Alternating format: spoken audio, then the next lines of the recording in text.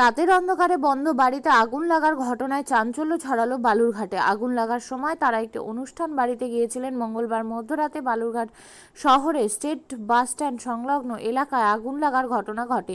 পাশের বাড়িতে আগুন দেখতে পেয়ে প্রতিবেশীরা ঘটনাস্থলে ছুটে আসে। প্রতিবেশীরাই বাড়ির মালিক সুহৃদ দাসের বাড়ির দরজায় তালা ভেঙে ভেতরে প্রবেশ করে। পাশাপাশি খবর দেওয়া হয় বালুরঘাট থানা ও দমকলে। খবর পেয়ে কিছু বাদেই ঘটনাস্থলে আসে দমকলের একটি ইঞ্জিন। যতক্ষণ আগুন নিয়ন্ত্রণে আসে ততক্ষণ পুড়ে যায় বাড়ির বেশিরভাগ সবকিছু।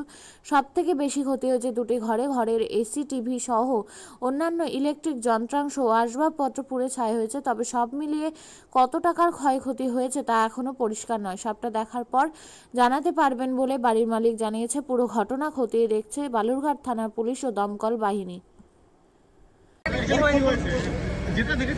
কি হয়েছে এখানে, কি দেখলেন? চিৎকার চেঁচানি শুরু, তার মধ্যে আগুন ধরছে এখানে বাড়িতে। এটা দেখা সব চিৎকার করে চলে আসছে। কি থেকে আগুনটা লাগলো কি মনে হচ্ছে? মনে হয় ইলেকট্রিক থেকে আগুন লাগছে কেউ কি মনে হচ্ছে। আমার তো পাশে ওইদিকে বাড়ি। কেউ ছিল? কেউ বাড়িতে একজন ছিল, একজন ছিল। আহত হয়েছে, একজন আহত হয়েছে। আহত হয়ে গেছে, হালকা হাত কাটছে। হসপিটালে নিয়ে গেছে। কি নাম আপনার? আমার নাম দীনেশ মন্ডল।